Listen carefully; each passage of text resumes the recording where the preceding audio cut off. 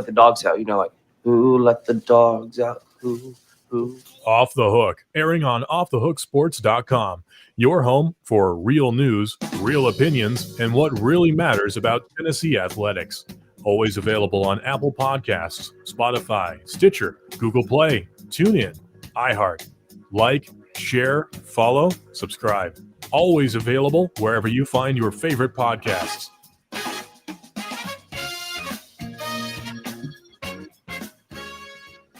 I'm going to go ahead and quote Crazy Nugs, who's with us every morning before we even get rolling. And that is, let's go, exclamation mark. That's what we're going to do. Big show on tap. Ron Higgins will join us with Tiger D Tails. Get it? Tiger D. Yeah. Tiger Tails. So that's with the rival site. He will join us. He's been covering the LSU for a number of years. I know the game's not this week and LSU has another opponent, but we are going to advance it forward a little bit and get his thoughts on that program that looks so just decimated in crazy time in week one. Excuse me. If they have put things together. And also on the program is Deion Sanders, a potential Auburn candidate. Oh, I thought you said also on the program is Deion Sanders. I was like, what? Yeah, I think I've had my one interview with Deion Sanders. That didn't go real well. And also we will have maybe a little bit of Josh Ward. So we've got a lot going on. We're going to try to fit it all into an hour and a half. Your comments as well. She's Amanda LaFratta. I'm Dave Hooker. Good morning, Amanda. How are you? Good morning, Dave. I'm doing well. Just want to give a little shout out to one of our listeners. I know his name is Brandon, and he is in the hospital right now with his son. So prayers for him and prayers for all of the people in Hurricane Ian's path, because I think it just made landfall. So, yeah, I've got one of our great sponsors, David Vassy at Vassy Lawn and Garden, is going to Destin. So it looks like it's going to hit more along the lines of around the Orlando area. Is that what or not Orlando area, but Tampa area? Yeah, you can't really land in the middle of the state. But it looks like it's curving kind of towards the eastern portion. I was heard that it's going to be more like Fort Myers area. That's where I actually got married. And it's going to hit between like Sarasota and Fort Myers is where it's coming in. And your picture, by the way, I don't think I ever told you this, is absolutely, when you're in your wedding dress there, is absolutely nothing but lovely. So Thank you. It is just a very, very nice picture. So we have a lot to get to on the program today. And of course, we'll interact with you as we go throughout the program, and looking forward to that. Today's tough question as well. I don't know which direction we're really going to go with that. It might be, would Deion Sanders be a good coach? But we'll talk about that a little bit later.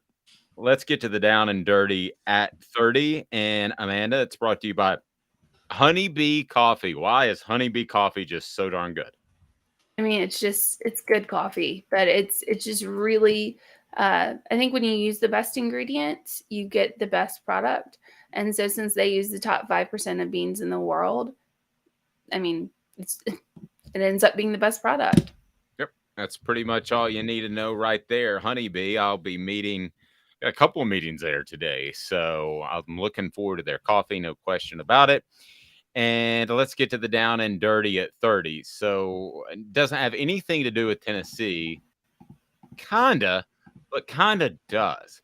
South Carolina on Tuesday announced that it's moving its game against South Carolina State up to Thursday night at Williams-Brice Stadium in Columbia. Hurricane Ian. Somebody needs some craft treats. The game will kick off at 7 o'clock. It has been scheduled to take place Saturday at noon. What does this mean? To me, it means just keep your eye out, because I think that I don't like South Carolina, and Amanda and I have gone kind of back and forth on this, and we see it a little bit differently, and we'll find out who's right. We really don't know. But South Carolina State is not fantastic, but I don't think South Carolina is very good. And so you move up prep. Who does that help? I would think it would maybe help South Carolina State, But ultimately, we'll see what happens. If Shane Beamer, I know a lot of people like Shane Beamer because he was a former Vol, but if Shane Beamer doesn't have success there, it's good for Tennessee long term. I don't think there's any question about that, and being able to recruit in the Carolinas. So also the down and dirty at 30. Wow, the ratings for the Tennessee Florida game were just unbelievable. Tennessee just drew an intense crowd. The Vols matchup against Florida on Saturday was received incredibly well nationally. The Tennessee Florida game was the most watched game in the series in 13 years. The viewership was up 34% from a similar television window in 2021. Also, significant growth in streaming. College Game Day did incredibly well. Also, 1.9 million average viewers, up 21% from 2021 in week 4 at the same time. The final hour saw 2.6 million viewers. So here's what you did, Tennessee fans. You brought more viewers in. Viewers didn't go away. And that's why College Game Day will bend over backwards, left and right to go to some schools because of the environment. But those numbers mean a lot for the long-term success of the program, Amanda, because this offense is fantastic. The way this team is built is unbelievable. But ultimately, this is a finesse team. And at some point, it's going to have to get a little tougher, like in Alabama. And, well, I wouldn't say like a Georgia. Georgia's still pretty hardcore old school football. Alabama has gotten a little bit finesse, but not too much. But they're going to have to bring in some of those elite defensive players. And that type of audience, there are a lot of dudes out there that are those type of elite defensive players. So you talk about exposure and the equity long term. Amanda, that game was huge in what Tennessee might be able to bring. I still go back to this one person, Terry Fair, who played defensive back for Tennessee, went on to a borderline Hall of Fame career in the NFL. He didn't even know who Tennessee was. He lived in Phoenix, Arizona, and he saw the Lady Vols one night. And he was like, I'm interested in Tennessee because he saw the passion. So you have no idea what dude that is out there that saw that game, and it could be 3 years from now he signs with Tennessee, looks at Tennessee differently because of what happened on Saturday. I cannot emphasize that enough, Amanda. Yeah, I mean, it's I think most teams have this come to kind of Jesus moment where people start realizing who they are again. People start paying attention. You have, the Reggie Bush USC era. You have the, when Nick Saban came to Alabama. You have the Kirby Smart, era at Georgia, where people actually start seeing the hats in places that you shouldn't see the hats. You start seeing the flags in places that you shouldn't see the flags. I think Tennessee's reached that mark this time. I don't know how many flags I've seen on cars since Saturday. Like a ton. It's funny you bring that up because it used to be like every other car had a flag on it in the 2000s, and then things went awry, and obviously there are not as many flags and not as much excitement on a game day. But that's changing, and this offense is changing that. However, I will still say this program has to add more elite defensive talent. They have to adjust just a little bit because I believe they're overly finessed. Now that means they're really fun to watch, but they're a little bit overly finessed to, I believe, win a championship, especially with Georgia. But we'll see. You were going to say something? Oh no, I mean, I think this Heupel offense is what is bringing in the numbers. It's giving people life, and I agree with you. They're going to have to get a little bit more defensive talent, but I think they definitely will, considering what like Heupel's coaching is bringing, what he's doing to make it better at Tennessee. You get better offensively, you get more recognition, you get better talent. So this will come into play. It'll fall into place as long as he has the defensive coordinator he needs. And Banks is pretty good. So I think you're all right. By the way, Caleb Calhoun wrote a great article on that. And I do think Tim Banks is very good. I do think that he always has a struggle with the way even practice is run. They're going to focus more on the offense. And that's what Josh Heupel wants to do. But at some point to evolve, and it may take losing to Georgia for 2 or 3 years. I know people don't want to hear that, but that may be the case. It may take getting to the SEC championship game and losing. But you have to make those sort of adjustments, or you're basically Lincoln Riley, and you're always knocking on the door, and you have to get really fortunate to break through. I think Josh Heupel comes across as a very intelligent person. So if it gets to that point, I think he'll make some adjustments. Weekly awards, just goodness gracious, continue to roll in for Hendon Hooker, named the Maxwell Award Player of the Week by the Maxwell Football Club. He earned the Manning Award Star of the Week acclaim and was tabbed to the Davey O'Brien Great 8 list per Tennessee's Sports Information Department. He had already garnered Walter Camp National Offensive Player of the Week, SEC Offensive Player of the Week, and Reese's, it's the peanut butter, Senior Bowl Offensive Player of the Week recognition. He was unbelievable against Florida, career best 461 yards of total offense. I didn't want to go off the deep end on Sunday, and I almost wrote this column that Hendon Hooker should be a Heisman finalist, but he should be in New York. And if he continues to play like he is, and I didn't write that because I wanted to see how things played out. And the more people I talk to that are Heisman voters, the more I believe if this keeps up, barring injury, the numbers alone will get him to New York. Yeah. I believe that firmly. And you said it too. But I do believe that now. I didn't necessarily even yesterday or the day before. But I believe that if these numbers keep up, there's no way to keep him out. Now, can he win if Bryce Young has won an SEC title, or Stetson Bennett gets a career award, winning an SEC title? I don't think he can win it, but getting to New York is a big, big darn deal. See, my problem, and here's a tangent, but my problem with the Heisman is that it's always given to, I feel like it's given to the best player on the best team. And I don't think that's necessarily what should happen. It should be the player that means the most to a team, that if you took that player away, the team would be completely lost. You know, and I'm not saying Bryce Young didn't deserve it. I'm just saying if you took Bryce Young out of Alabama's offense, Alabama would be fine. If you took Stetson Bennett out of Georgia's offense, Georgia would be fine. They would be completely fine. If you took Hendon Hooker away from Tennessee, we're talking about a completely different team here. And I think the Heisman should go to the teammate or person in college football that leads his team the best, that means the most to his team, that his team would not be his team without him. And I think that's Hendon Hooker, hands down. Daniel said he had a thought, said being Cedric Tillman being out might have been the best thing to happen to Hendon Hooker. Maybe he got too comfortable going to his guy. I think opening things up is a very positive thing for Hendon Hooker, and you got other guys involved in the offense, and Brew McCoy more involved, and we already know he's good. By the way, that portion of the program brought to you by Zool Beer Company. ZoolBeer.com.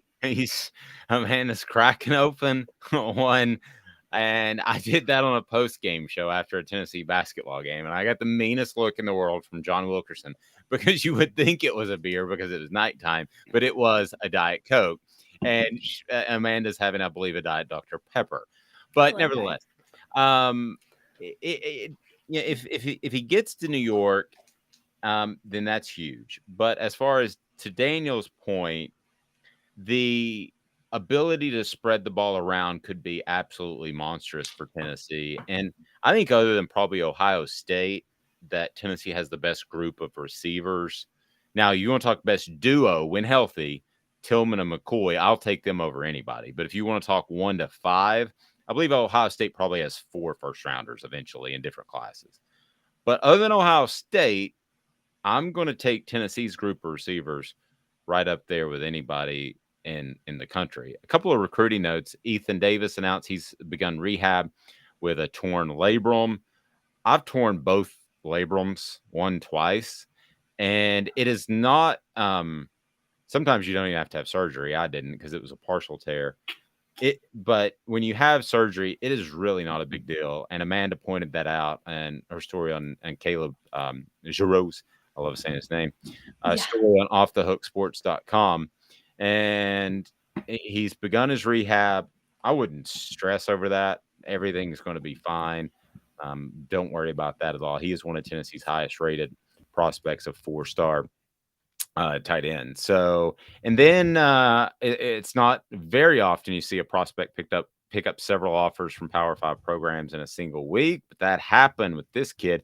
Aryan Carter of Smyrna High School has turned some heads as of late. Carter has 2 forced fumbles, 3 sacks, 29 tackles through Smyrna's first 4 games. And after his visit to Alabama and receiving an offer from the Crimson Tide, the 6'1" and 210-pound prospects offers began rolling in, and he's got an absolute ton. So, yep, we'll see how recruiting shakes out. I'm very interested to see where Tennessee goes this weekend, because they do have an off weekend, so they'll be able to make a lot of visits, and you're going to see a lot of jet fuel burn going from town to town as multiple volunteer groups of coaches will go throughout the South and beyond.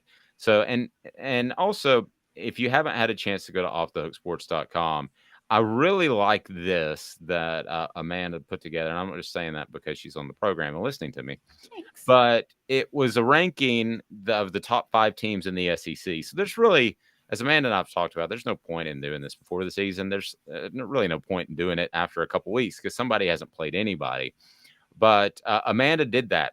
And for those of you that have any sort of issue with Amanda being an Alabama fan, well, don't.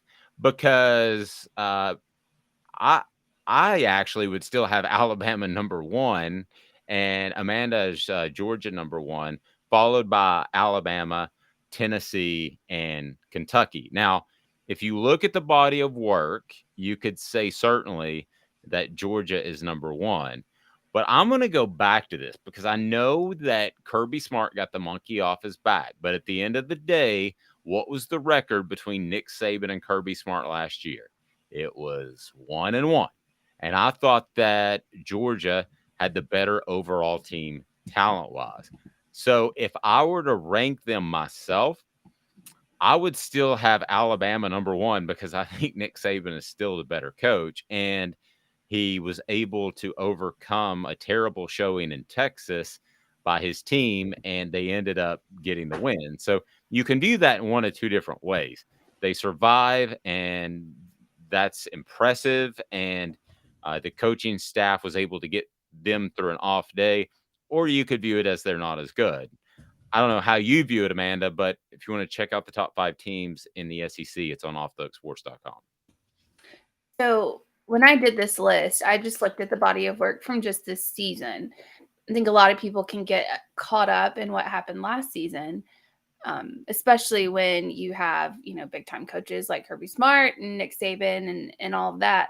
However, this season and just what, like we say, the eye test, what the teams have brought to the field, Georgia's worst showing was last week, of course. We saw that. It was abysmal by the Bulldogs. And I can't say that they were looking ahead a week because they play Missouri next. So you can't really give that as an excuse.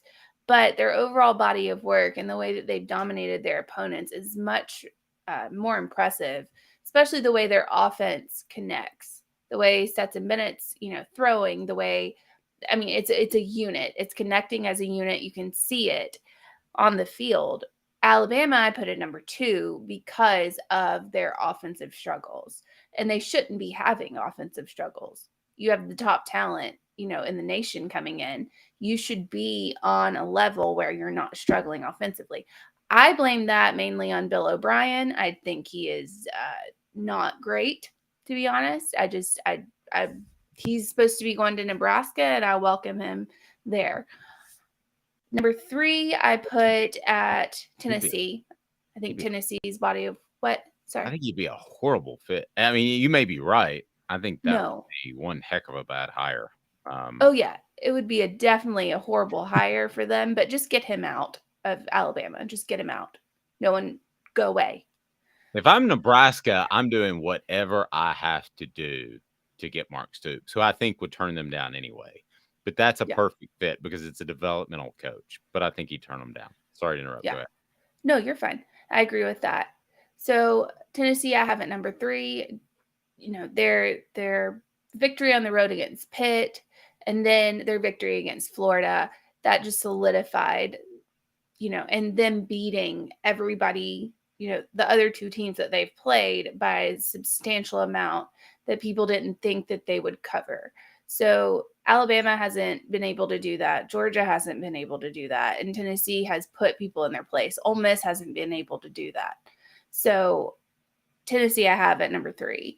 Kentucky, talking about Mark Stoops, I have at number 4. They're not looking their best, but they're still getting by. They return their running back, I think, next week, if I'm not mistaken. Starting running back is still out. I believe it's for disciplinary problems. So we'll see how they do as far as that. But this past week, I mean, they barely won against a team that lost to Vandy by 10. So that's one thing that I don't, you know, it's worrisome if I'm Kentucky. At number 5, I have Texas A&M. And I know people are going to be like, what do you mean Texas A&M? Since they changed their quarterback, and he had a 50% passing rating this past week. So it's not like he's great. It seems like the morale's changed. Maybe it's because they got embarrassed by App State. I'm not sure. But playing that Arkansas team the way that they played them with as many mistakes as Arkansas made, you still have to capitalize on those mistakes. And Texas A&M was able to do that. So I have them at 5 above Ole Miss and above Arkansas because, I mean, Ole Miss is undefeated, but they're not good. I mean, we can see that. They're not good. No, that's a huge gamble going the transfer route, but that's the only play that Lane Kiffin had because he's not going to be able to compete with other teams in terms of NIL money. So, by the way, like and subscribe and share. We would certainly appreciate that. At a boost in subscribers yesterday. So we want you to be a part of the family. So like, subscribe, and share. Still 80% of our listeners, viewers, have not subscribed. So if you haven't to this point, if you haven't told somebody else about it, then shame on you. No, I'm just kidding. John said, never getting involved in never get involved in a land war with Russia and never schedule Appy State. Okay, I can probably agree with both of those. Words of wisdom. Yeah, I mean, we might be speaking German right now, if not for the other land war in that big WW2, where that Hitler guy kind of overextended himself. A little bit. Yeah, a little bit. Pedigo Chattanooga is locally owned, and it's a fantastic place to pick up an e-bike and know that you will have the service that you need in the future. They don't need a lot of service because they run fantastically well. It's great to get around downtown Chattanooga. It's a great place to purchase an e-bike. If you purchase one online, then here's what's going to happen. If something goes wrong, you don't have anybody to take care of you. Well, that's the thing with Pedigo. It's what I love about the company is they've got the service department right there. So, man, I really have no notion of where we're going with today's tough question. I don't know if you do. I'll throw one out there that's a possibility. Well, do you have an idea of the direction you want to go? I have an idea. But it's not something we've covered yet. So that sounds like a fast moving show to me, kids. We do our research. Have you done your research? We're working like heck. Today's tough question. What's the real debate? You sipping my soupe, Guadalupe? Exclusively on Off the Hook Sports with Dave Hooker and Amanda LaFratta. You drinking my sake, Kimosabi? Oh my God. Today's tough question brought to you today by Big Orange Phillies. Big Orange Phillies, very convenient to those of you in North Knoxville, be it Halls, be it Powell. How about up there in Maynardville, too? So it's a great family-friendly environment with darts, billiards, karaoke, the whole 9 yards. So certainly check them out. All righty, Amanda LaFratta. So what do we got for today's tough question? I have zero idea where you're going. We're at our 5 a.m. production meeting, and we just couldn't hash it out and come up with what we needed. So that's what we're going to do right now with you, our viewers. So what do we got? Yeah. So I think what we should let's go ahead and put this Florida victory to rest. I think we should, put a bow on it. Put a bow on it. We should cover either are Florida fans overly arrogant or confident? Are they? If we don't do that, we could do, should the Florida-Tennessee rivalry go away with conference realignment, or do we keep it? How about this? And we'll get Okay. Ron Higgins' thoughts on this here momentarily. How about, would you be upset, happy, sad, however you want to phrase it? You're better at that for today's tough question. If the Tennessee-Florida rivalry went away because of conference realignment. And I have zero idea what they're going to do. A quick preview, not a quick preview, but a quick break, and then a preview of LSU and what's going on down in the Bayou with one of my absolute favorites. Ron Higgins will join us next, who covers the Bayou Bengals. Back in 2 minutes off the Hook Sports. Gary Viles here. I want to personally invite you to North Knoxville's newest sports bar and restaurant. It's Big Orange Phillies, located in Black Oak Center. And yes, folks, it's happening in Halls. Big Orange Phillies offers family-friendly environment with homemade meals and the best deli-style subs around. Billiards, darts, jukebox, shuffleboard, and cornhole, and a full bar. We also offer valet parking on weekends and during special events. We even have a covered back patio. It's happening at Big Orange Phillies. We want, we need, and we appreciate your business. Hi, Mike Davis here with City Heating and Air, reminding you to always dare to compare. Our team provides quality local heating and air service, installation, and maintenance across East Tennessee. We use only the best equipment like American Standard heating and air conditioning for your residential, new construction, or commercial needs. Honesty, dependability, and customer satisfaction have been the cornerstones of our business since 1961. City Heat and Air. Dare to compare. This is Al's Nest Barbecue Supply, so come on in and see all the different rubs and sauces we have, plus the complete line of Green Mountain grills. Don't be overwhelmed. We have plenty of help so you can produce the best barbecue and amaze your family and friends. Barbecue is America's food. We'll do what we can to bring you all the best products. We're Al's Nest Barbecue, where Chattanooga goes to grill.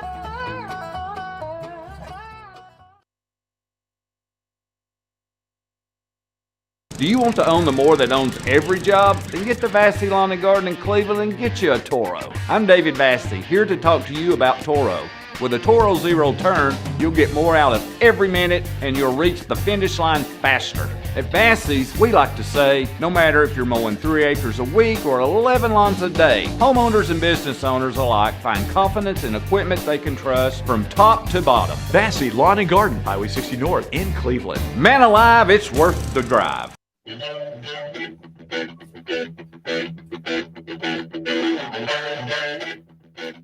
want to get Ron Higgins. Thoughts on this.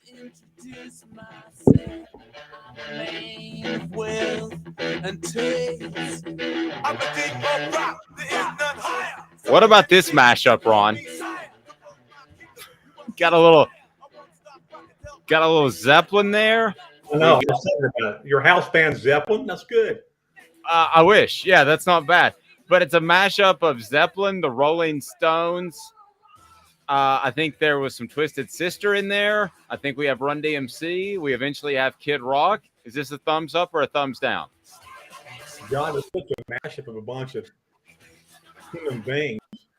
I just like to hear the whole thing with the end of that. I mean, where you out by the time you get to Kid Rock? I mean, first of all, Zeppelin, the Stones, and then you just, wow. It's like 8 minutes long, Ron. So we're not going to listen to all of it. But What, basically, what producer was smoking enough weed to put that one together? I don't know, but he was smoking the good stuff, like the Snoop stuff. And he also realizes some of the copyright rules of YouTube because you do different clips, then you can play that on YouTube and not get a copyright claim. There you go. There you go. So that's what I'm thinking of. Ron Higgins joins us now and his appearance brought to you by my realtor, Andy Mason, andymasonrealestate.com. Andy Mason has two tenets, two points of his business that you need to know about: the absolute best service, the absolute best prices. It's that simple. He's your realtor in Knoxville. So Ron is not only just one of my favorite writers. He's not only one of my favorite guys to have on the show, and has been for a couple of years. Ron, we've been working together. I don't want to date us, but he also is like a huge movie star. So what all are you doing now? You're like in movies down in Baton Rouge? Doing a lot of TV series background work in Baton Rouge and New Orleans. Kind of working that in with basically sports writing and stuff. I haven't been asked to be like John Adams yet in the background, but that should be great if that ever happens. Yeah. So here's John on your show. Okay, first of all, have white earphones. Here, wait a second. I got to turn this off because you can barely see him. This is John. John has no concept of lighting. Okay, and then he has these white earphones on so you can see him. And then it's typical. Yeah, well, I kind of like the Tennessee coach. John has no concept of lighting. No, none. Like, where are you, John? Where are you? He's like, I'm on your show, but I'm in the dark, so people don't know. I'm in witness protection, so you can't find me. Exactly. Somebody actually asked me if he was in witness protection at one point. I'm like, John, do you not pay your electrical bill, or are you just like, yeah, I like doing the radio and this stuff, but I don't want to really be seen, Well, and he joins us with the Vol reward that you can check out on our YouTube channel, brought to you by Viles Automotive Group and Big Orange Phillies. I asked John one time, we were having bad connection issues, and I said, I can just have a hardwire line dropped in your office. He goes, oh, man, that sounds like a lot. I'm like, no, it's not. It takes 30 minutes. I pay about $45.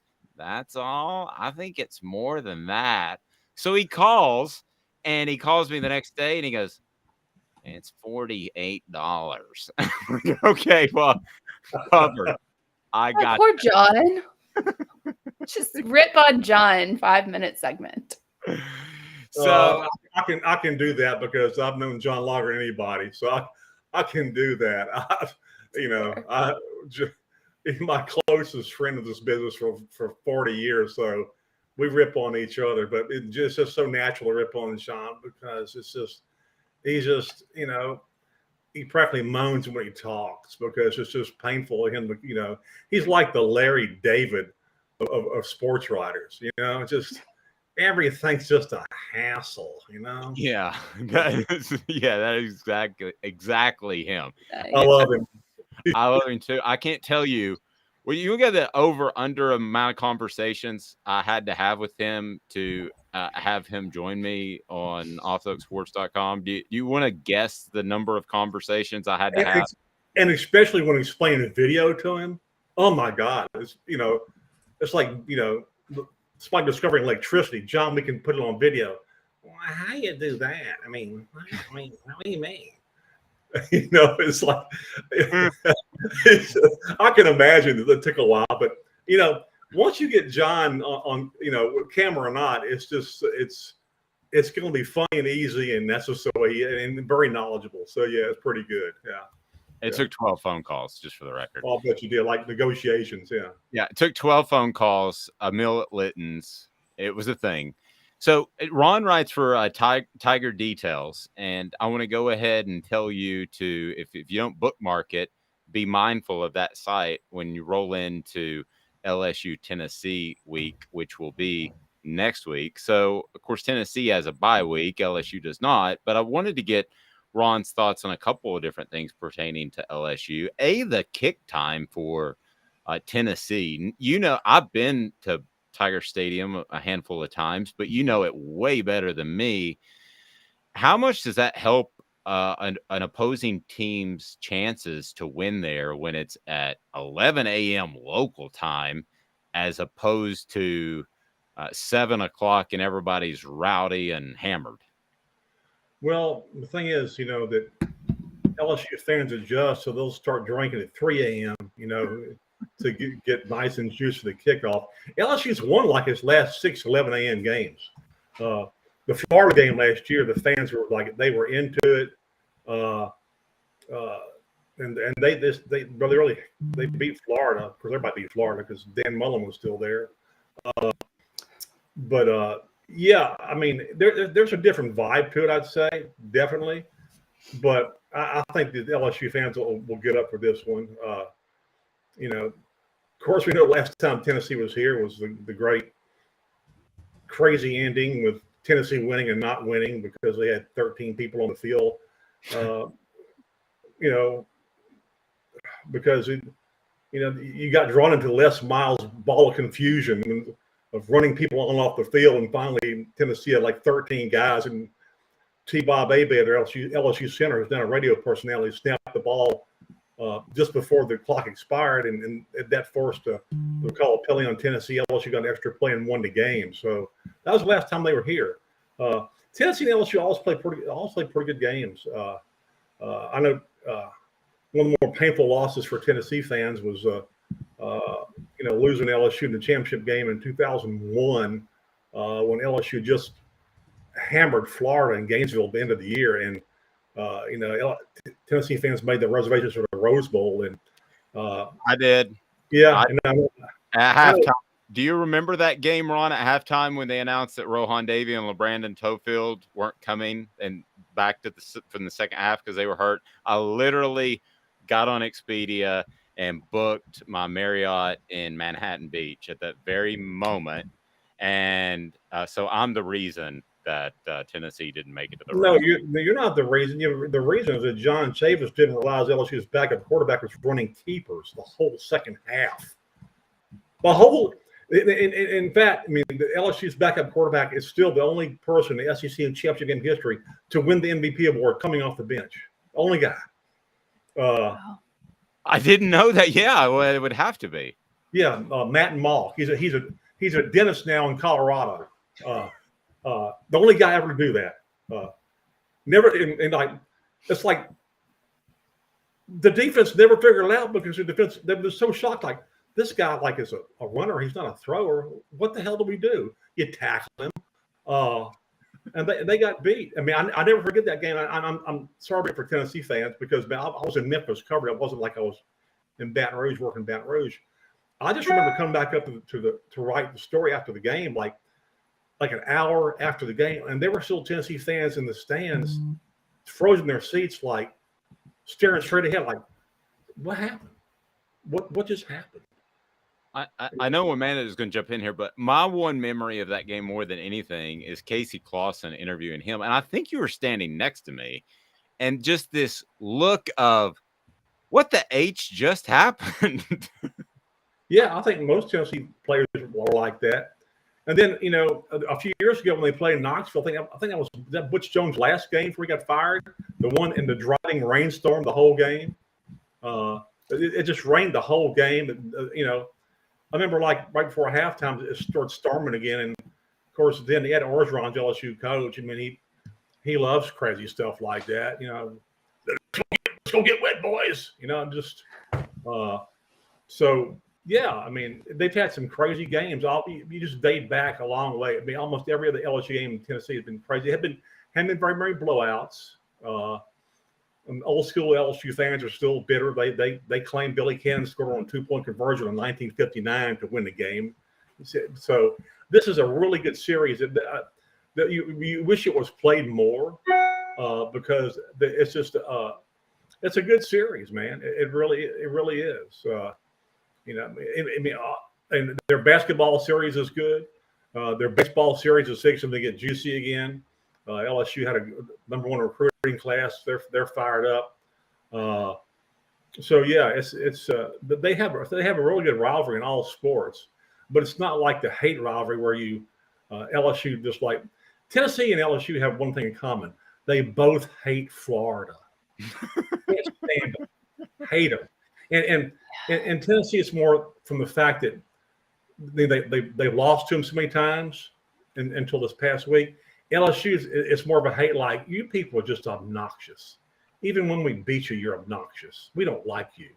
So there's that common bond between the Ball fans and Tiger fans, and it's a beautiful thing. It really is. It is. Yeah, I think they also hate Alabama, so that's also a common bond between LSU. Also that. But see, I mean, to me, that's not for LSU. It's not a rivalry, and maybe it isn't for Tennessee either, because a rivalry is when you actually can beat them sometimes. and LSU's beat them once in like 10 or 12, 13 years, and LSU Tennessee's have a losing streak against them. That may change this year. But yeah, that's a rivalry. You can actually like beat them or play them even, and that hasn't happened a lot for LSU and Tennessee. But Florida's a good old fashioned. We just hate you. Yeah. Yeah, I was at the 2011 Alabama LSU game, the game of the century that turned out to be just the field goal battle. Yeah. Yes, that just end up being missed kicks all over the field. For Alabama. Yeah, Alabama was It's it miserable. only took Nickel like about 15 years to find a kicker who can make field goals. I know, it's crazy to me. Absolutely. So I wanted to ask you about. We saw LSU start off pretty rocky this season. And then we saw Butte scrub his Instagram, and they're all kind of rumors flying around. I think there's a couple of LSU wide receivers that did the same thing. And then it just kind of died. No one really gave a reason why it died. And I know the culture with Ed Orgeron was very different and very off-putting down there. So just give me a general, what is going on? Well, I mean, they knew that it would be tough early. You have 13 transfers. 5 of your 6 cornerbacks are transfers. You have a new quarterback who's a transfer. You have a new offensive line, a new kicking game totally. So they knew that, all these guys, this is the first time they played in a game together. So this is one of those things where they wish they'd played the Southern game first and then Florida State second to kind of work out some kinks. But you had to kind of work out your kinks live against Florida State, and and they still almost won the game. But their king game was so bad that game they got a field goal blocked, and they had the extra point blocked at overtime. It's just a matter. They've had to kind of just improve every game. I mean, there's no doubt they have talent, and they just it's like you had to talk some players off the ledge early after that game. But Brian Kelly's really good about that. I mean, he's really good about basically, what he says to us, he says to them. He'll tell you, this is what we haven't done well. We got to pick this up. The more they play and the more they improve, they've improved every game. The more they buy into what he's doing. And so after this past week, they beat Southern and they beat Mississippi State. Which was a good win. And then they beat New Mexico this past week, held New Mexico to 2 first downs the whole game, none in the second half. And the quarterback play has gotten better. Jaden Daniels has gotten better game to game. And, the first game, he was bailing out of the pocket really quick because he is an extremely fast quarterback. He's probably just as fast as LSU's wide receivers. He's fast. And when you're that fast and know you can get 15, 20 yards in a blink, you want to take off. You have to tell you want to take off if you don't see, an open receiver on your first 2 reads. But Brian Kelly has talked to him and said, we want you to stay in the pocket more. But he also is trying to tell him, I don't want to hinder you from thinking about that and just taking off. So just try to stay in the pocket. Last week he stayed in the pocket. Then really almost every play. Was 24 of 29, had a great game. And so he's got better every game. LSU's receivers, they got a ton of good receivers. Their running backs were better last week. The offense was substantially better last week. But, I mean, they know they're not looking ahead to Tennessee because this team can't take anything for granted, even going to Auburn. But they understand Tennessee will be the best team they've played this year, and probably even by the end of the season, one of the best teams they've played this year. They know what's coming in. I mean, I'll guarantee you the defensive coordinator has seen Hendon Hooker and all that offensive firepower. So yeah, I mean, they know what they're about to get into. They're glad they have him at home, even in the day. Yep. I look at what had happened and the culture change that has to take place and already is underway. So, but let me take a step back. So, how bad did it get under Ed Orgeron? I heard stories of co-ed having a hotel or having our own hotel or apartment on campus. Tried to pick up a booster's pregnant wife at a gas station. I don't know how much of all this is true, but I've been told by multiple people that it was really, really off the rails. Well, I'm not going to get into specifics, but I'd say after Ed Orgeron won the national championship, within a month he hit the lottery with a pay raise and divorced his wife. And so I think the next 2 years, Ed Orgeron basically said, he made bad hires for coordinators. He hired one coordinator without even talking to him, without even interviewing him. He says this like on a Zoom call, like in the spring of 2020. And it's the last thing he says. And everybody in the Zoom call's like, what did he say? He didn't. Another question, and the moderator. That's all we have time for today. Thank you. And so that was the first question I asked him at media day in the SEC. I mean, did you not interview? I made a mistake. I didn't. And to me, he just melded in after the national championship. It's like, you know what? Please fire me. Please, I'll take it. Well, it's funny you say that because there was an interview before a game and he's smiling, and I was told that he already knew he was gone. All I know is that he melded in. He hired bad people as coordinators. After the UCLA game, and they lost to open the 2021 season, he's in the locker room screaming, if they want to fire me, they can effing fire me. Okay, they can fire me. Athletic director stand there listening to this. He's like, yeah, I'll find the money. I'll get rid of you. Then you can take your $17 million and basically, go shirtless in bars around the South the rest of your life, with a blonde on your arm. So LSU went the opposite way. I mean, they wanted a guy who was a proven winner, who's stable, who's has a plan, knows what he's doing, and they went with Brian Kelly. I mean, and a lot of people go, they go, well, he's not a fit, and how can he be a fit? Was Nick Saban a fit when he came to LSU? I mean, you can go around, there's this old mentality, and I understand. I mean, until probably, God, maybe Jerry DiNardo was the first going to Vanderbilt, then to LSU. The only guy ever, probably only coach ever hired by another school after they lost the game 58-0, or whatever it was the Danny Tennessee game.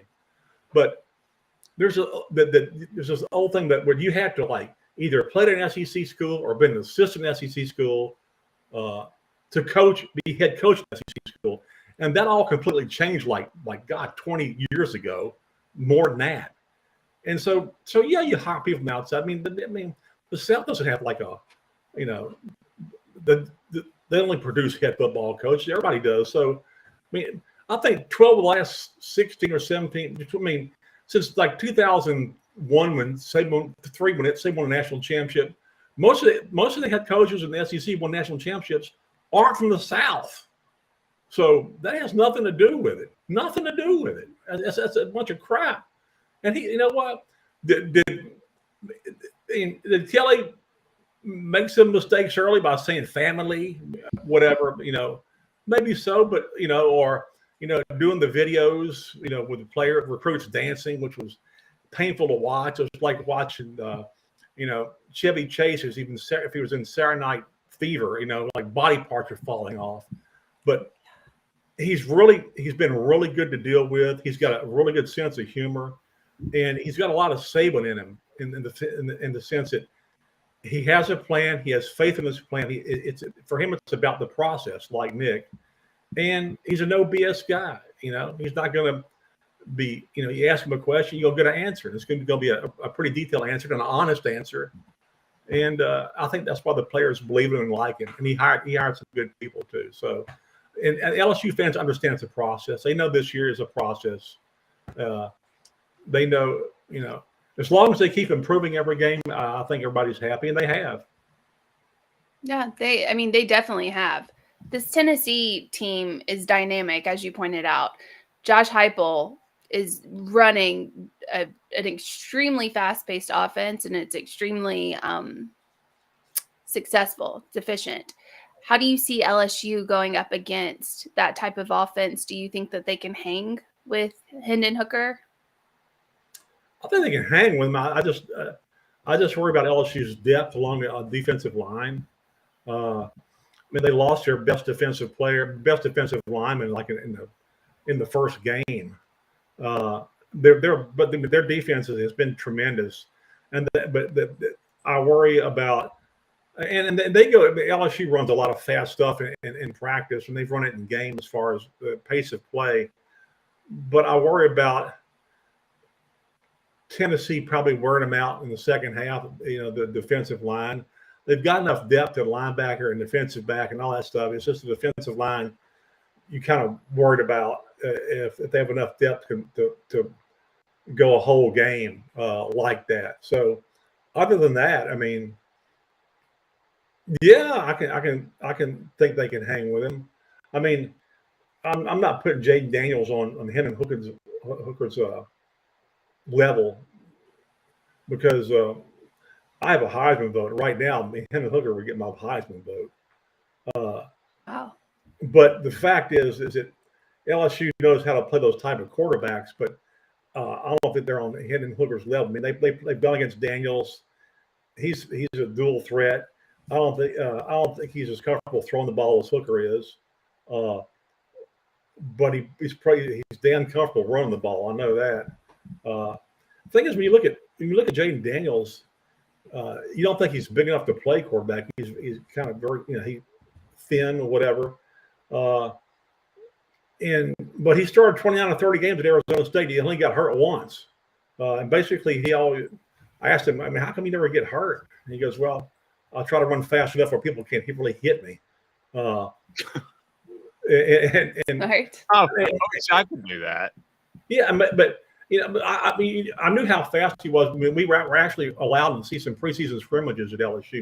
Kelly let the media into 2 preseason scrimmages, which really hadn't happened at LSU since caveman discovered fire. You can't get into anything.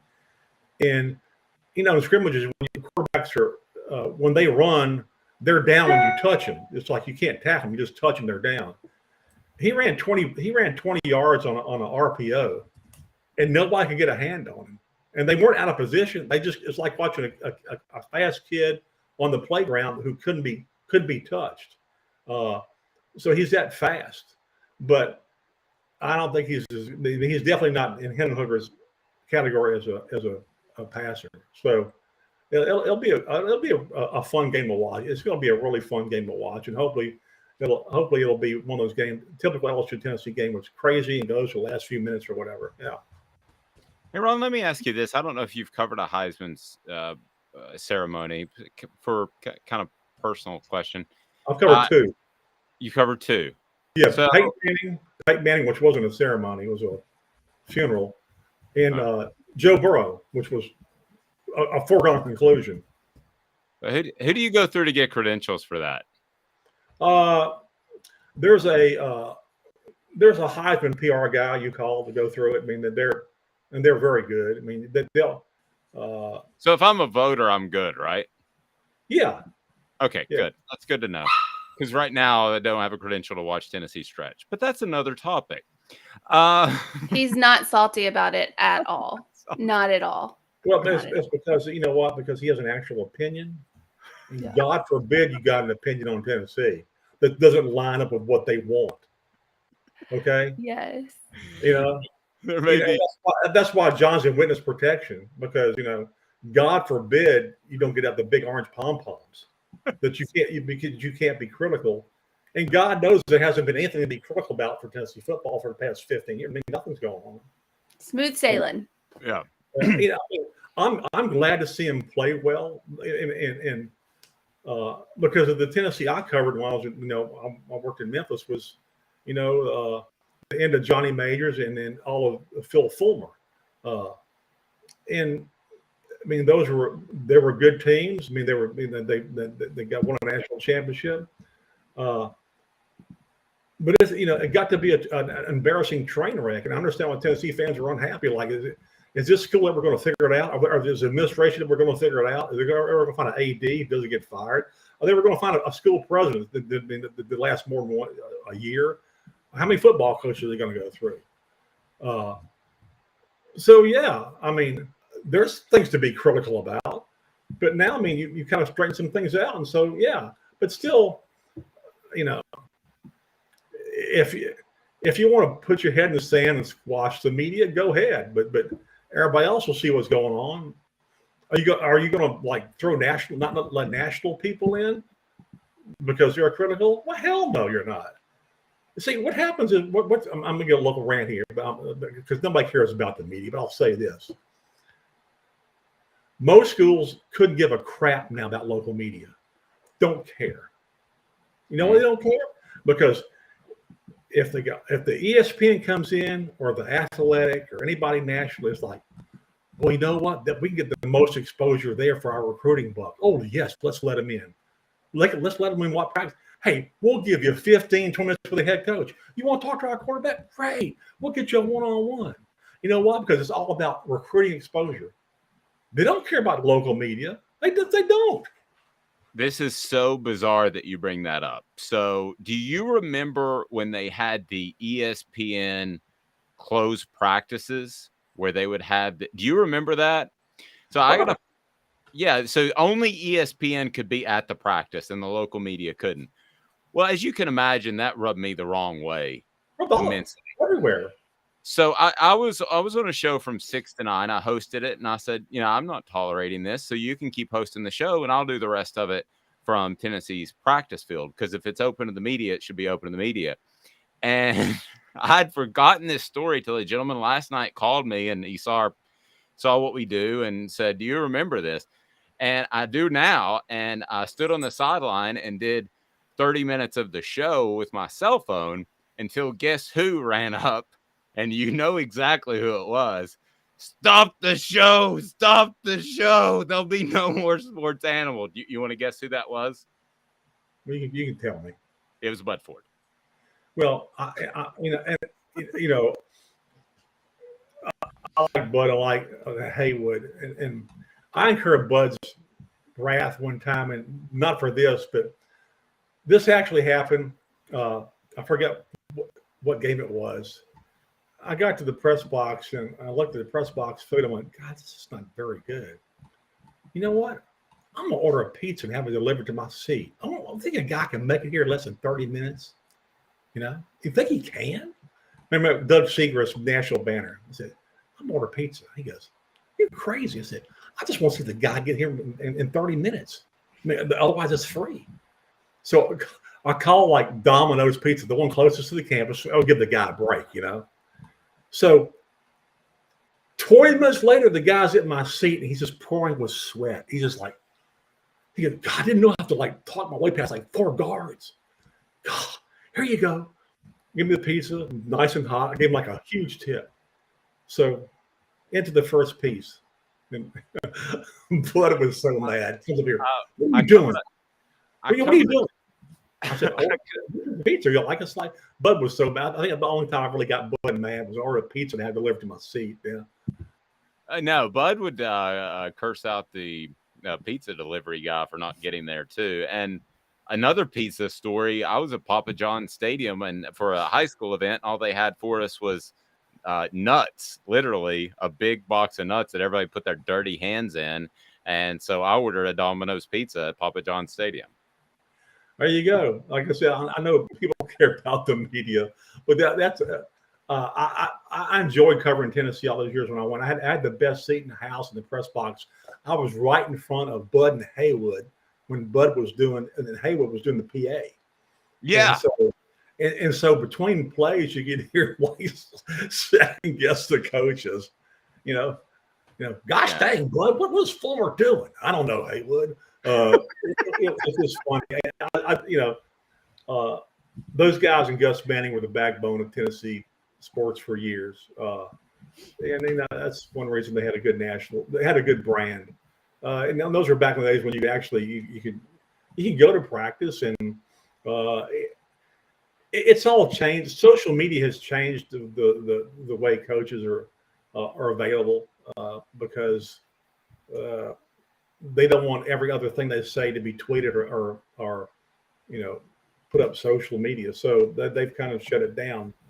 I get that from that standpoint, but they should allow media into some scrimmages, which I guess Kelly did, but we could credit him. I don't know if it ever happened again while he was here, but he realized that we need to see what the team looked like in preseason. So, we wouldn't look so stupid like we were under Orgeron a lot of times,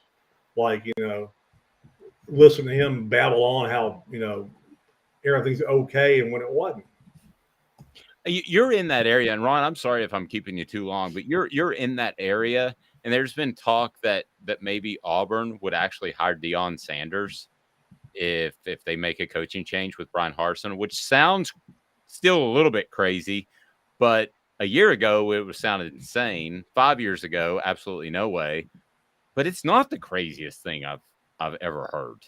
Have you heard any of that rumbling out there? Yeah, I've heard that. Yeah, I mean, he'll get players, but can he be the head coach that when you go to a major college program, all your problems multiply.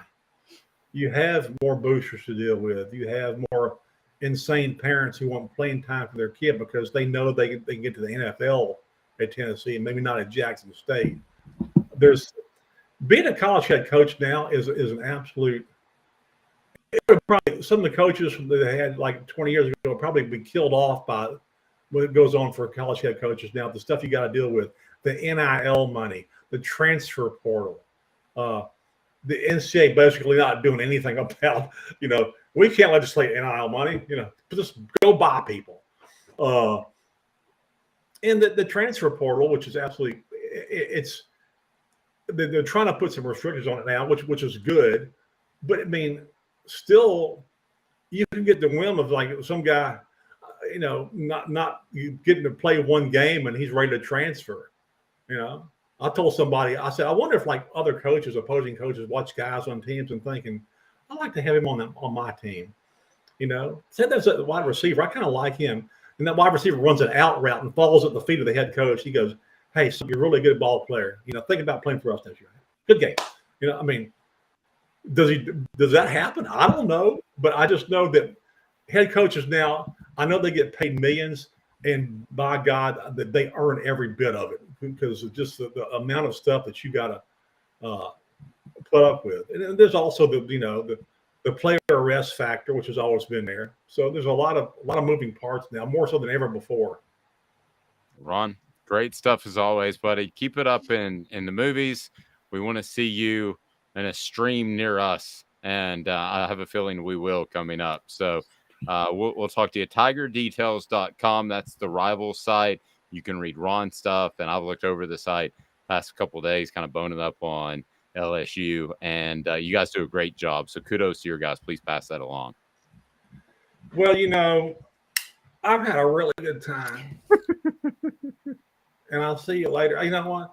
I'll see you at a Marriott sooner or later. Okay. And John's really down. He's down on Marriott, which happened. He told me. Yeah, because they don't treat me like a king anymore. So, I just, it's not like Mr. Adams. Thank you for coming. Welcome, and we have a steak in your room ready for. Oh yeah, for whatever. I got gifts on me. Get you somebody that works for you. Ron, Ron, we'll talk to you, buddy. Have a great rest of the week. Yeah, I know. Sure. Ron Higgins. John saying more Higgins, please. There's no doubt that that's going to happen next week. Please. Yeah, and John Adams. So you'll hear him on our YouTube channel later today. Still the best Marriott John Adams story, and there's a lot of them, is when his wife, we were at Vanderbilt, and his wife couldn't find the game on TV. So he called and demanded that they replace the television, which they did. He goes, kickoffs in 15 minutes. It's got to get done. And they replaced the television because he had so many Marriott points that he was like this ultra premier platinum dude. And that TV got replaced. So what would be the point in replacing the television? I don't know. He just demanded that the television should be replaced. And his lovely wife, Melinda, who's the only person that's more patient than my wife, called and said, just wanted to let you know that they replaced the TV. Oh my gosh. Did she find the game? She found the game on the new TV. Oh, okay. That's new and different, I guess. Did they replace the service? Like, did it go from Dish to Comcast or something? None of it made any sense. But it was the end of the year, and we were all in the goofy mode of get the Vanderbilt game over with, because that's not a fun place to be. It's just not. What we needed something from Craft Treats, because Craft Treats. Oh, and I forgot to ask Ron about he has a Facebook page for his Bichon. Is that the way you pronounce that dog? Bichon, yeah. Is it not an Instagram? No, it's a Facebook page. He's old like me. So he does have a face. It's Buffy the Wonder Bichon, I believe it is. So we'll find that, and we'll get him some Craft Treats. Craft Treats has the CBD treats that contain minor cannabinoids that increase the benefits of CBD. Great for situational anxiety. I'll tell you more about that. The chill pills. Again, the chill pills is what you need to be mindful of, because they'll help you with a situational anxiety, and they will certainly take care of you. So more after that. Somebody saying Checker Vandy. Oh my God. Oh, that's a thing that's going around. Checker Vandy's going around. Before we go back to the break. Yes. Can we revisit today's tough question? Because it's out there. I don't think we said that it was out there. Oh, okay. Today's tough out question. there. Yes. Yeah. So it's, would you be okay with the Tennessee, Florida dying at the hands of conference realignment? And no, we love it. No, it's a good rival. Yeah, we don't need it, and absolutely kill it. That is out there now. So okay. So cast your vote. Let me make sure that I can find that, because I want to retweet it. You need to go to our Twitter and vote and at the top of the page. So what are the choices again? One more time. No, we love it. No, it's a good rival. Yeah, we don't need it. Absolutely kill it. Okay, so would you be okay with the Tennessee versus Florida rivalry dying at the hands of conference realignment? And so far, it's 40% no, we love it. 40% no, it's a good rival. Yeah, we don't need it. Hasn't picked up a vote yet, but absolutely kill it. I would hate to see it go away. I think it really depends what age you are, basically. But we'll get more to that, and we'll take your votes as well and your thoughts on possibly the Tennessee-Florida rivalry going away with conference realignment. I mean, it could happen. It looks like Alabama is going to slide to the East. I would hate to see that rivalry go away as well. But, ultimately, something's going to have to give when you add two teams. I don't know who's going away, but somebody is going to go away, and it's probably going to be one of the top 4 or 5 teams that Tennessee fans enjoy playing year in and year out. Back in 2 minutes. Tell us about Viles Automotive Group, Mr. Viles. It's Gary Viles here, Viles Automotive on Callahan Drive. I've been selling cars here in East Tennessee for 27 years. In that time, I've come to realize it's not about the car. It's about you, the customer. So I'm here to take care of you just like family. Good credit, bad credit, you name it, we can get you taken care of. If we don't have it, we can find it for you. We go across the country to get any vehicle that you want. And here at Viles Automotive, we don't believe in fake numbers. We just give you great deals. And as always, we want, we need, and we appreciate your business. Do you want to own the more that owns every job? Then get to Vassey Lawn and Garden in Cleveland and get you a Toro. I'm David Vassey, here to talk to you about Toro. With a Toro Zero Turn, you'll get more out of every minute and you'll reach the finish line faster. At Vassey's, we like to say, no matter if you're mowing 3 acres a week or 11 lawns a day, homeowners and business owners alike find confidence in equipment they can trust from top to bottom. Vassey Lawn and Garden, Highway 60 North in Cleveland. Man alive, it's worth the drive. This is Steve Rain. I own the Midnight Oil and Michelin Tire Direct service station here in Ooltewah. It's not a fancy place, never has been, but it's a clean place with clean restrooms and good folks who work here. We sell gas and fix cars, nothing glamorous, but we love what we do, and we're going to keep doing it for a long time to come. There's not many real service stations left, and that's a shame. We're the guys just like the guys back in your hometown. We'll fix your tire, change your oil, and put a new set of Michelins on your car. If you want a Twinkie, you'll just have to keep on going. Thanks for the business.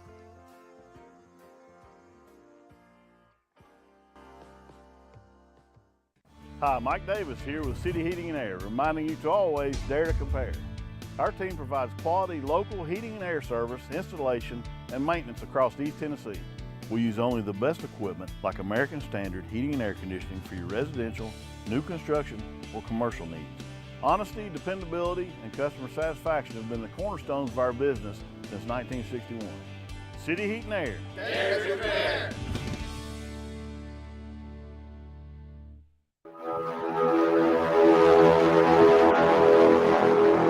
What is that? I don't know. It's a song I kind of like. It takes it a while to get going, and it sounds like we're getting attacked by a swarm of bees. Or a spaceship. So, yeah, some potential. It's called the power chord, kids. That means more than one string. There's something to that. So, I just completely butchered. I was supposed to tell you about craft treats. It's the chill pills. That is where you get the discount. The chill pills are phenomenal. You can get 20% off at checkout with the exclusive code Off the Hook. That's the exclusive code Off the Hook. Get 20% off at checkout, crafttreats.com. The chill pills. That's what you need for your pet's social anxiety, car ride anxiety, or also if they happen to suffer from arthritis getting a little bit older. So Amanda LaFratta, there happens to be a Florida fan. By the way, if you don't mind, go ahead and click that subscribe button, like and share.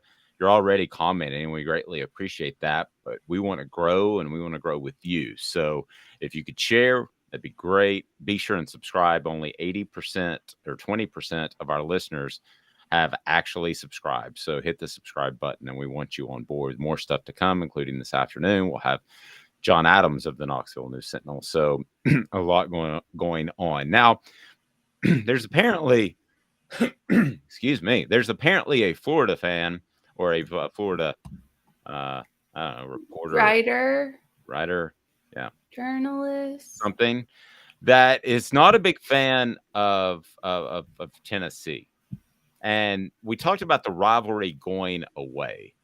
So I'm going to lean on you here, Amanda. What exactly was said? I'm curious.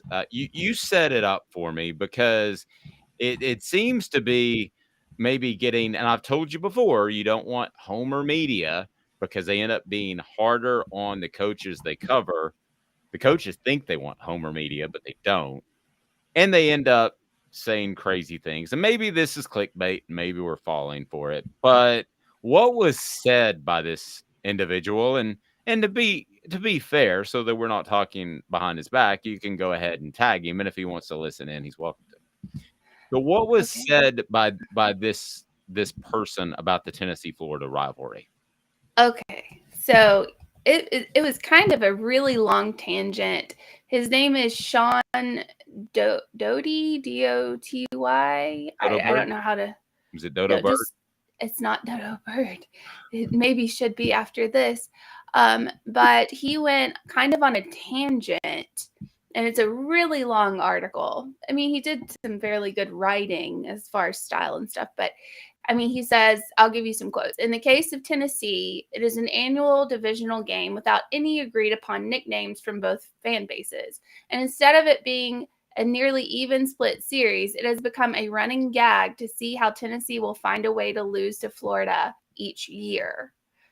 Then another one, if one were to ask Florida fans today who they would consider Florida's biggest rival after Georgia and Florida State, chances are you'd likely hear LSU or even Kentucky more frequently than you would Tennessee. And he talks about conference realignment. Yeah, I know. I mean, if you want to say Miami or Florida State because they're in state, I'll roll with you.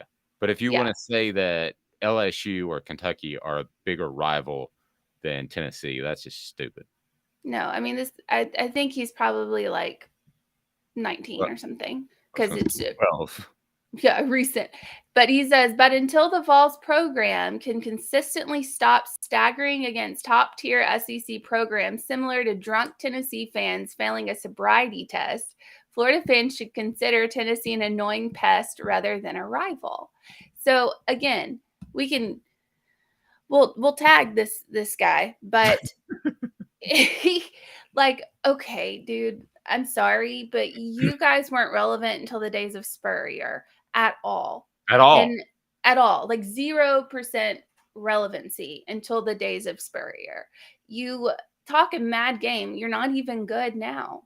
I mean, the last time you were really, prominent and people paid attention to you was the Tim Tebow days. This leads to the today's tough question that we put out there. If the rivalry goes away because of conference realignment, would you be upset? And I don't know that maybe some wouldn't. I think it depends on your age. If your heyday when you're really watching football and or covering football was in the 90s and 2000s, it's that's absurd to say that Tennessee and Florida is not a rivalry. But as far as programs, there's no comparison, zero comparison between Florida and Tennessee. If you want to look at a historical comparison, there's nothing. There is, Steve Spurrier is their General Neyland, and he just happened in the 90s. So Tennessee also has a Philip Fulmer, a Johnny Majors. There is no comparison. Florida was the sleeping giant that everybody pointed to because for whatever reason, they couldn't get their stuff together in the 80s, and they were absolutely horrible. So to say this isn't a rivalry does sound like sour grapes after Florida almost pulled the crazy upset win. But he wrote this before, just like right before this game. He wrote it right before. So it just shows the amount of disrespect Florida fans have for Tennessee and the program at Tennessee and how highly Florida fans think of themselves. Because you're not Alabama. You're not like a Michigan. No one looks at Florida and is like, that's the team to beat. You're kind of just like a mosquito, just like, stop. So you had Galen Hall, who had a little bit of success, won 9 games a couple of times in the 80s, and won 6 a couple of times, won 7 a couple of times, and then they replaced him with Steve Spurrier, who immediately won 9. And then you go through the years, they had Doug Dickey, who everybody knows is Tennessee's former athletic director, and leaving Tennessee at the time did not sit well with Tennessee fans. and I understand that.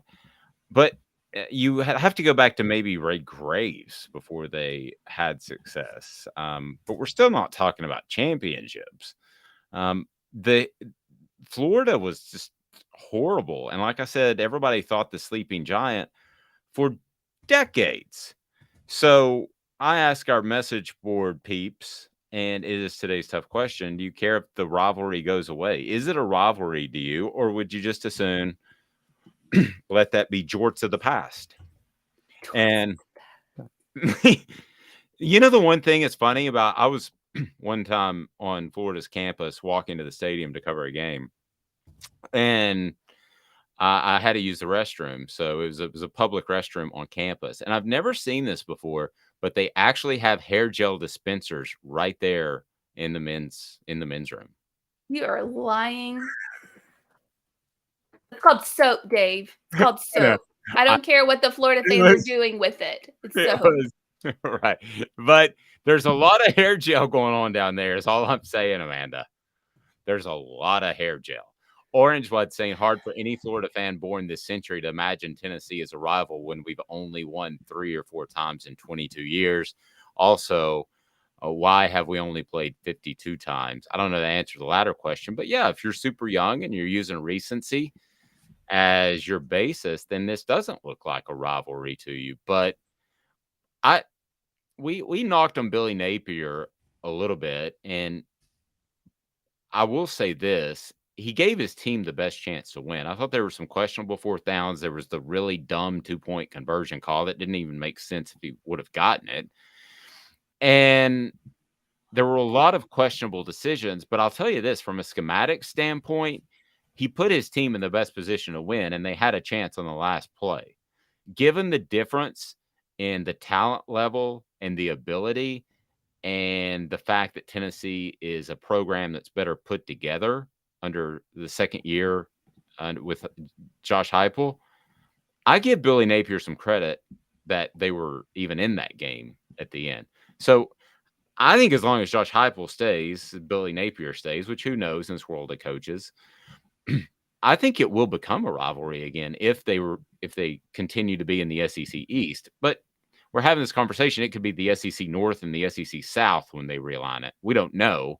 It could be any bizarro thing. It reminds me of the Big Ten when they had the champions and the legends division. Was it legends and legends and champions? Was that it? I thought it wasn't legends and champions. I thought it was legends and bad idea. How does nobody stand up and say, I don't think that sounds very good. What about East and West? I think it's legends and leaders. It was legends and leaders, not champions. Was it? Legends and leaders. I was like, it's not champions. How long did that last? Do you have the Google on that? I could look, but it's not a long time. So as far as today's tough question, what are the percentages on that? People, do they want the Florida game to remain a rivalry or not? What are we hearing from our digital listeners out there? All right. So it is no, we love it. No, it's a good rival. Yeah, we don't really need it. Absolutely kill it. So what's leading is, yeah, we don't need it with 33%. And actually, yeah, we don't need it. And no, we love it are tied. So it's a split decision here. It was a split decision. So. Okay. Well, I'm surprised. I'm 100% keep it because I know the ebbs and flows of this series, and certainly Florida deserves credit for the times that they've dominated the series with Urban Meyer as a head coach and Steve Spurrier as a head coach. But Tennessee just fumbled their way through the past few years. That doesn't define the series to me. It's those monumental games that more oftentimes went Florida's way.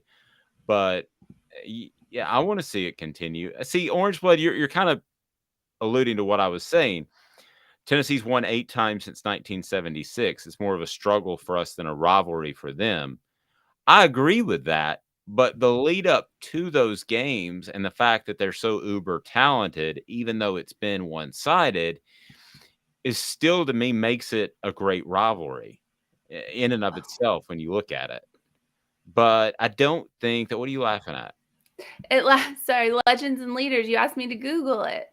Legends and Leaders. It lasted 2 years, from 2011 to 2013. They said goodbye to the name for some, it did what it was supposed to do or whatever. No, it was just a dumb name and you got rid of it. So that's when you come out and you're the Big Ten commissioner and you say, well, we'll see what happens in the Big Ten East or West. And somebody says, what about the Legends and Leaders division? And you say, what?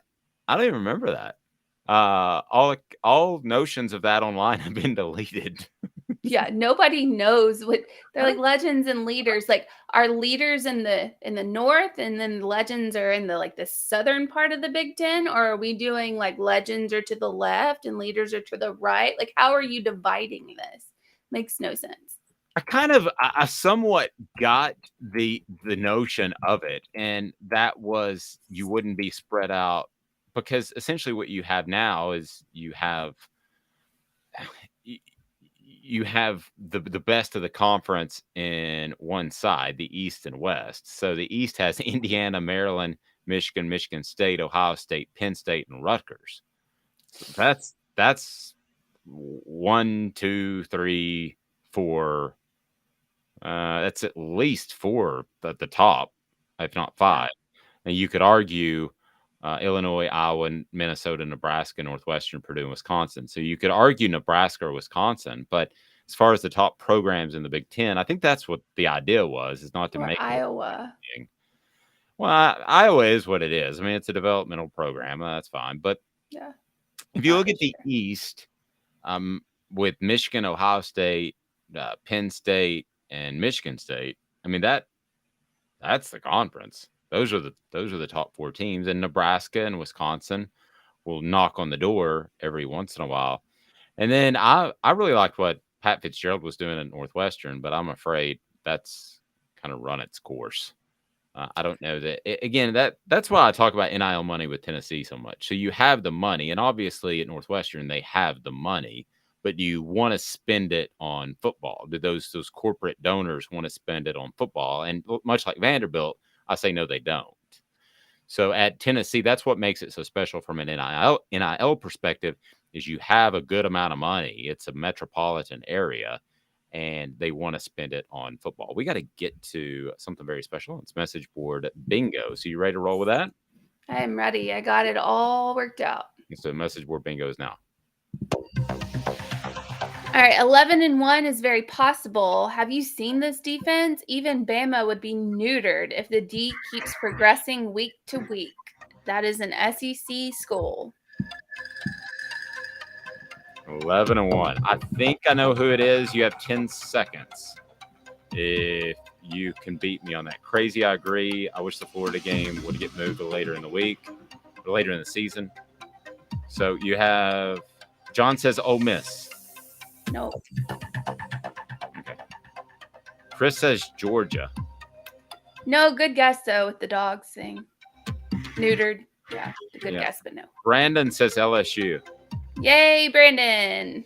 All right, LSU. Brandon, shoot me an email at davidoffthehooksports.com, and we'll take care of you with a T-shirt, and we would be happy to do that. And Crazy, do I have all your T-shirts? Did I have all the T-shirts? If anybody doesn't have a T-shirt, I think one person had the wrong email address. I'm going to go ahead and put it on the board. And there we go. DavidOffTheHookSports.com. If you haven't gotten your T-shirt, we've tried to stay on top of that, but we've been giving away like crazy people. So I think they're all out. But feel free to shoot me an email if you haven't received yours and you've won. We're very trusting people here. And just note that when we're out of shirts, we're out of shirts. So that's where we are. All right, we got time for one more. We got, I think, one more shirt to give away. Message. All right. Big Ten school. Imagine getting embarrassed by a team whose head coach wears a windbreaker over a collared shirt and tie.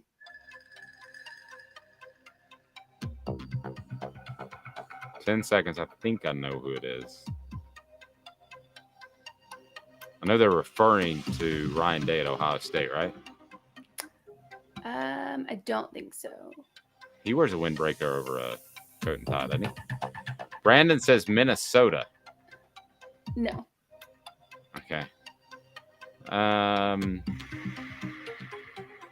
Orange Blood said that Tennessee is Florida's Vandy, just closer gap in talent recent years notwithstanding. I just don't see the Tennessee-Florida rivalry like that. There are too many close games. I don't either. I'm off base. All right. Nobody got it. Oh, we had a Wisconsin. Is it Wisconsin? Oh, it's Michigan. Michigan. That's what I thought it was. Have a fantastic day, everyone. For Amanda LaFratta, I'm Dave Hooker. This has been a production